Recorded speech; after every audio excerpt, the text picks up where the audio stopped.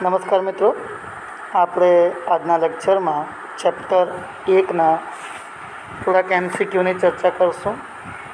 તો પહેલો MCQ લઉં છું તમારી સામે.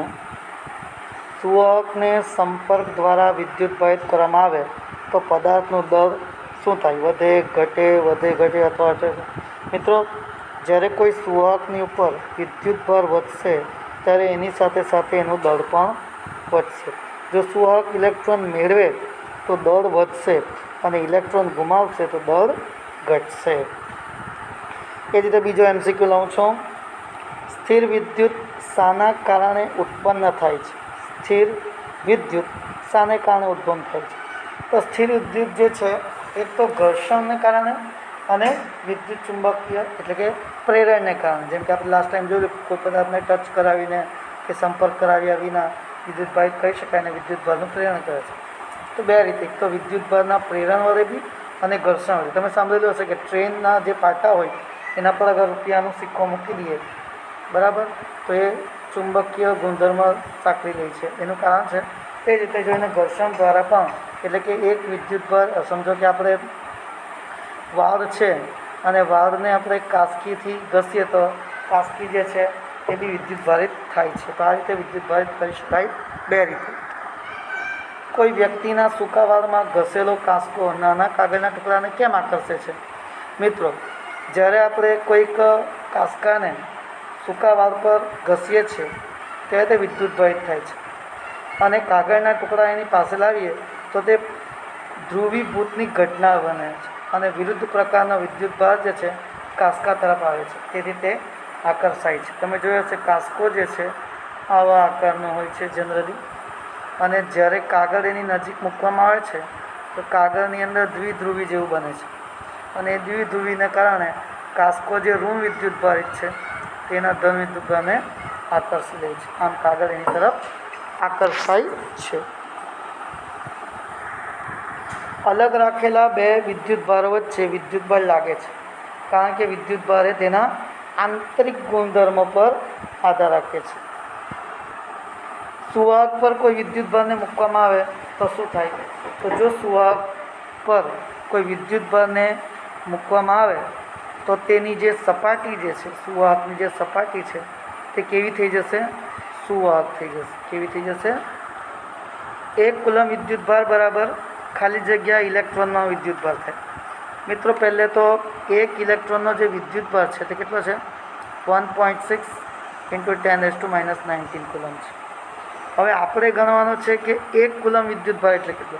તો 1.6 માટે કેટલા વિદ્યુતભાર એટલે કેટલા ઇલેક્ટ્રોનની સંખ્યા થાય? તો આપણે શું કરશું? એક સિમ્પલ સવાલ મૂકશું. 1 ઇલેક્ટ્રોનનો વિદ્યુતભાર આટલો, બરાબર છે, એટલે કે આટલા કુલમ પર 1 વિદ્યુતભાર, તો 1 કુલમ પર કેટલા? તો 1 કુલમ પર કેટલા? 1/1.6 × 10⁻⁻19 કરીએ તો 6.25 × 10⁻18 ઇલેક્ટ્રોન થાય, એટલે કે બી જવાબ આવશે. કુદરતમાં અલગ કરેલા તંત્ર પરના વિદ્યુતભારનું મૂલ્ય હંમેશા શું હોય છે? તો આપણે જાણીએ છીએ કે કુદરતમાં મળી આવતા બધા વિદ્યુતભારો કોઈ મૂળભૂત વિદ્યુતભારના પૂર્ણ ગુણાંકમાં હોય છે, એટલે કે એના પૂર્ણ ગુણાંકમાં હોય છે. વિદ્યુતભારનો ક્વોન્ટમીકરણનો નિયમ છે. ધન વિદ્યુતભારિત સળિયાને તટસ્થ સુવાહક પદાર્થની નજીક લાવીએ તો સુવાહક પદાર્થ શું થાય? તટસ્થ પદાર્થ તે તટસ્થ જ રહેશે, એટલે કે સી. કોઈપણ પદાર્થને ધન વિદ્યુતભાર બનાવવા માટે તેના પરથી ઇલેક્ટ્રોનને આપણે દૂર કરવા પડે. વિદ્યુતભારનો SI એકમ શું છે? તો વિદ્યુતભારનો SI એકમ જે છે તે કુલમ છે અથવા એમ્પિયર પર સેકન્ડ બી છે. સમાન ત્રિજ્યા અને સમાન દ્રવ્યમાંથી બનાવેલ ગોળીય કવચ અને નક્કર ગોળાને મહત્તમ ક્ષમતા સુધી વિદ્યુતભારિત કરવામાં આવે જો તેમના પરના વિદ્યુતભારનું મૂલ્ય Q1 અને Q2 હોય તો Q1 = Q2 જ થશે, એટલે કે બંને સરખા થશે. 2He 2 હિલિયમ G4 પરનો વિદ્યુતભાર કેટલો? તો એનો પ્રોટોનનો ડબલ થાય, એટલે કે 2 × 1.6 × -19 કુલમ, 3.2 બી કહી શકાય, 1432 તો બી જવાબ આવશે. બે વિદ્યુતભારો વચ્ચે પ્રવર્તતું કુલંબીય બળ એ ખાલી જગ્યા છે. કુલંબીય બળ એ કેવા પ્રકારનું છે? તો આકર્ષી, એટલે કે જો સમાન વિદ્યુતભારો હોય તો અપાકર્ષણ થશે, અપાકર્ષણ, અને જો વિરુદ્ધ વીજભારો હોય તો તેની વચ્ચે આકર્ષણ થશે.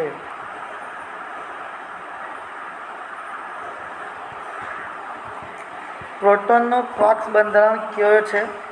તો પ્રોટોન જે છે તે પ્રોટોનનો તમને ખબર છે કે ન્યુક્લિયસ જે છે તેમાં પ્રોટોન અને ન્યુટ્રોન છે. તો ન્યુક્લિયસ શેનું બનેલું છે? ક્વાર્ક્સનું. તો પ્રોટોનનું જે બંધારણ છે ક્વાર્ક્સનું તે UUD છે, એટલે કે એની અંદર યુનો અર્થ થાય અપ ક્વાર્ક્સ અને ડીનો અર્થ થાય ડાઉન ક્વાર્ક્સ. તો એની અંદર 2 અપ ક્વાર્ક્સ છે અને 1 ડાઉન ક્વાર્ક્સ છે. અગર તમને ન્યુટ્રોનનું પૂછે તો ન્યુટ્રોનનો છે UDD, એટલે કે 1 અપ ક્વાર્ક્સ અને 2 ડાઉન ક્વાર્ક્સ છે. ન્યુટ્રોનનો ક્વાર્ક્સનું બંધારણ UDD છે. યોગ્ય પદાર્થોને ઘસવાની ક્રિયામાં અગર 2 યોગ્ય પદાર્થોને ઘસીએ તો તે વિદ્યુત ભારિત દર વખતે થાય એવું જરૂરી નથી, એટલે કે નવો વિદ્યુતભાર ઉત્પન્ન થતો નથી. સૂકાવાળમાં પ્લાસ્ટિકના કાંસકાને ઘસતા, સૂકાવાળમાં જો પ્લાસ્ટિકના કાંસકાને આપણે ઘસીએ ને તો તે ઇલેક્ટ્રોન ગુમાવે, એટલે કે તે ધન વિદ્યુતભારિત બને છે, ઇલેક્ટ્રોન ગુમાવી બેસે છે. કાચના સળિયા સાથે રેશમના કપડાને ઘસતા, રેશમના કપડા પર 320 નેનોકુલમ ઋણ વિદ્યુતભારિત થાય, એટલે વિદ્યુતભાર જે છે તે 320 નેનોકુલમ થાય છે. તો કેટલા ઇલેક્ટ્રોન ગુમાવશે? Q = Ne નો ઉપયોગ કરીએ તો N = Q/E, એટલે કે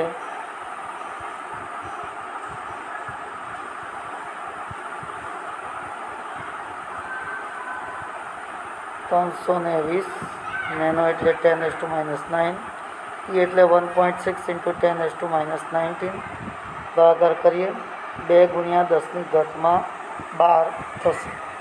2 × 10⁻12 થશે. 1 માઇક્રોગ્રામ ઇલેક્ટ્રોન પરનો વિદ્યુતભાર ખાલી જગ્યા ગણાય, ઇલેક્ટ્રોનનું દળ આટલું છે. તો શું કરીએ? જો 1 ઇલેક્ટ્રોનનો વિદ્યુતભાર છે એટલે કે 9.11 10⁻31 kg હોય તો 1 ઇલેક્ટ્રોનનો વિદ્યુતભાર 1.6 × 10⁻19 હોય. તો આપણી પાસે છે 10⁻9 kg, કેમ કે અહીંયા માઇક્રોગ્રામ છે, એટલે તમારે માઇક્રો એટલે 10⁻6 તો ખરા જ, અને ગ્રામ છે એટલે 10⁻3 પાછા, તો 10⁻9 kg માટે કેટલો વિદ્યુતભાર થશે? તો વિદ્યુતભાર બરાબર 1.6 × 10⁻19 ગુણ્યા 10⁻9 ડિવાઈડ બાય ઇલેક્ટ્રોનનો દળ, તો બનશે 0.17563 × 10⁻3, એટલે કે એને 176 કુલમ વિદ્યુતભાર થશે. કોઈ પદાર્થને ઘસીને વિદ્યુતભારિત કરવામાં આવે તો તેના વજનમાં 100 ફેરફાર થાય. તો એને જો આપણે ઘસીએ ને તો ત્યારે એના વજનમાં સહેજ વધારો થશે, કદાચ સહેજ ઘટાડો બી થઈ શકે. કેમ કે પદાર્થને આપણે ઘસીએ ત્યારે વિદ્યુતભારિત કરીએ છીએ તો પદાર્થ ઇલેક્ટ્રોન દૂર થાય તો દળમાં સહેજ ઘટાડો થાય છે, પણ જો પદાર્થ ઇલેક્ટ્રોન મેળવે તો દળમાં વધારો બી થાય. આમ વજનમાં સહેજ વધારો કે ઘટાડો થઈ શકે છે. આ ક્વેશ્ચન આપણે વિદ્યુતભારના પ્રેરણ પર આધારિત છે. A અને B સમાન ગોળાઓ છે. એક ગોળો છે A, એક ગોળો છે B. દરેક પર વિદ્યુતભાર Q છે. આનો બી વિદ્યુતભાર Q અને આનો વિદ્યુતભાર Q. હવે આવો જ ત્રીજો સમાન ગોળો સી પહેલા ગોળા એ સાથે સંપર્કમાં લાવીએ ને છૂટો પાડીએ એટલે શું થાય, પછી પાછું એને પાછું આની પાસે લઈ જવાનું છે ને એને છૂટો કરવાનો છે. તો ત્યારે ગોળા સી પર કેટલો વિદ્યુતભાર હશે? જો જ્યારે શરૂઆતમાં એક વિદ્યુતભાર વિહીન છે ત્યારે જો આપણે એને એ સાથે સંપર્કમાં લાવશું અને છૂટો કરશું એટલે એનો વિદ્યુતભાર Q/2 થઈ જશે. હવે એને આપણે બી સાથે લઈ જવું તો ત્યારે બી સાથે સંપર્કમાં આવશે એટલે કે Q + Q/2/2 થશે. બરાબર, આવું થઈ જવાનું. બંનેનો સરવાળો ભાગ્યા 2. તો પછી શું થશે? તો બંનેનો સરવાળો ભાગ્યા 2 કરીએ તો 3Q/4 થશે. હવે આપણે એને પાછું અલગ કરીએ છીએ એટલે એનો વિદ્યુતભાર કેટલો થઈ જશે? 3Q/4 જેટલો થશે. 1 ગ્રામ દળ ધરાવતો 5 × 10⁻21 પરમાણુ બનેલો છે. જો પદાર્થના 0.01% પરમાણુઓ પરથી 1 ઇલેક્ટ્રોન દૂર કરવામાં આવે તો પદાર્થનો કુલ વિદ્યુતભાર ખાલી જગ્યા કુલમ થાય. જો છે કેટલા? પહેલે 5 × 10⁻21 છે. તેના કેટલા? 0.01. તેના 0.01 કેટલા થાય? તો એનના 0.01%. તો 5 × 10⁻21 ગુણ્યા 1/100 ગુણ્યા 1/100. તો 5 × 10⁻, આમાંથી આપણે 4 ઓછા કરવાના એટલે 17 થશે.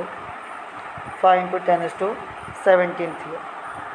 હવે એનો કુલ વિદ્યુતભાર Q = NE પરથી N આપણો છે 5 × 10⁻17 અને E છે 1.6 × 10⁻−19. તેના પરથી 0.08 કુલમ જેટલો વિદ્યુતભાર થશે. હવે એના જેવો બીજો સવાલ છે કે 75 kg દ્રવ્યમાન ધરાવતા ઇલેક્ટ્રોન પરનો વિદ્યુતભાર ખાલી જગ્યા કુલમ થાય. તો મિત્રો પહેલે હવે 75 kg દ્રવ્યમાન ધરાવતા ઇલેક્ટ્રોન પરના વિદ્યુતભારની ગણતરી કરીએ છીએ ને. જો કુલ દળ તો M = M × N કરી દો. એકનું દળ 9.1 × 10⁻31 થાય તો Nનું કેટલું થાય? અને આપણને આપેલું છે 75 kg. તો N બરાબર 75/9.1 × 10⁻31 ભાગાકાર કરીએ 8.24 × 10⁻31 થશે. હવે આપણને N મળી ગયું. તો હવે N પરથી આપણે Q શોધી શકીએ. Q = NE.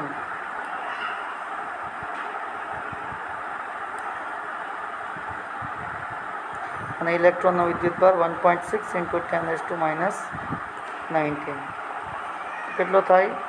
13.184 ગુણ્યા 10⁻12 એટલે કે 1.318 × 10⁻13 કુલમ થશે.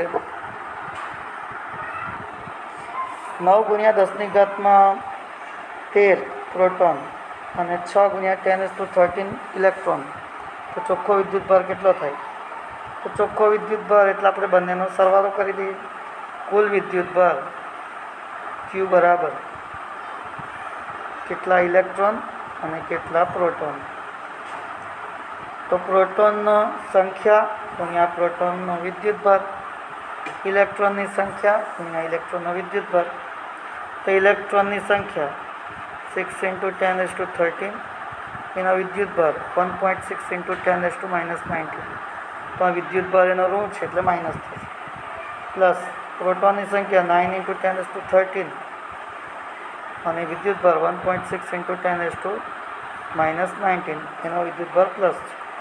ચાલો હવે આનો બંનેનો સરવાળો બાદબાકી ગુણાકાર ભાગાકાર કરીએ તો 4.8 ગુણ્યા 10⁻6 કુલમ એટલે 4.8 માઇક્રોકુલમ જેટલું થશે.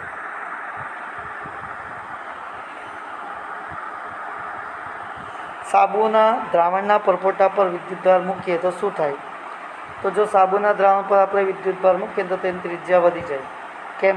તો તો પરપોટા પર વિદ્યુતભાર મૂકતા તેનું કદ વધે, એટલે ત્રિજ્યા વધવાની. અપાકર્ષણ બળના લીધે ત્રિજ્યા એની વધવા લાગે છે. બહુ જબરદસ્ત સવાલ છે આ. કોઈ પદાર્થ પરનો વિદ્યુતભાર પારખવા માટે કયો સાધન વપરાય? તેનું નામ યાદ રાખજો, ઇલેક્ટ્રોસ્કોપ એ સાધન છે. એના વડે આપણે વિદ્યુતભાર માપી શકીએ. જેમ ટેમ્પરેચર માપીએ ને થર્મોમીટરથી, તેવી રીતના વિદ્યુતભાર આ રીતે આ સાધન વડે માપી શકાય છે. અપ ક્વાર્ક્સ ને ડાઉન ક્વાર્ક્સની આપણે વાત કરીએ તો અપ ક્વાર્ક્સનો વિદ્યુતભાર કેટલો? અપ ક્વાર્ક્સ છે તેનો વિદ્યુતભાર છે 2/3e અને ડાઉન ક્વાર્ક્સ છે તેનો વિદ્યુતભાર છે -1/3e. બરાબર? આ રીતે એના વિદ્યુતભારની ગણતરી થઈ શકે. હવે યુયુડી હોય કે યુડીડી હોય તો એ હિસાબે ગણતરી કરી શકો છો. એક ઋણ વિદ્યુતભારિત સળિયાને તટસ્થ સુવાહક ગોળાની નજીક લાવીએ તો ગોળો તટસ્થ જ રહે છે. કુલમનો નિયમ એ ખાલી જગ્યાનું સમર્થન આપે છે. કુલમનો નિયમ જે છે તે ન્યૂટનના ગતિના ત્રીજા નિયમનું સમર્થન આપે છે. બે સમાન વિદ્યુતભાર વચ્ચે ખાલી જગ્યા અને અસમાન વિદ્યુતભાર વચ્ચે ખાલી જગ્યા થાય. ખબર જ છે કે સમાન વિદ્યુતભાર હોય તો તેમની વચ્ચે અપાકર્ષણ અને અસમાન વિદ્યુતભાર હોય તો આકર્ષણ થાય છે.